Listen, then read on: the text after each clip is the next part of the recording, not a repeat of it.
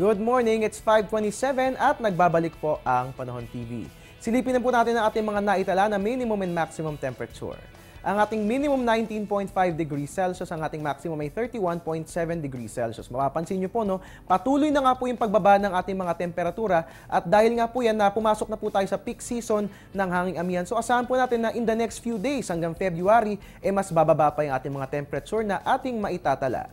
Para sa ating relative humidity, meron tayong minimum na 54%, maximum natin is 97%.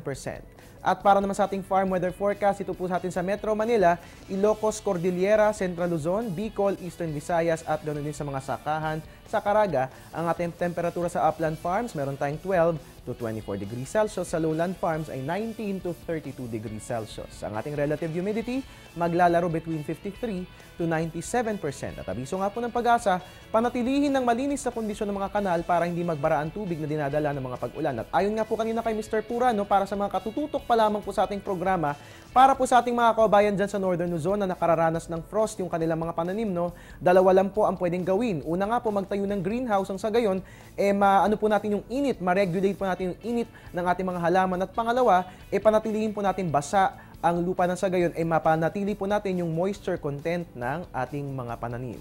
At yan nga po ang farm weather forecast na inilabas ng Pag-asa. And there you have it. Maraming salamat po sa pagtutok sa ating programa. Pero hindi dito nagtatapos ang pagbabantay sa lagay ng ating panahon. Pwedeng magmatsyag sa lagay ng ating panahon via our website. It's www.panahon.tv. And of course, pwedeng nyo i-like ang ating Facebook page, panahon.tv.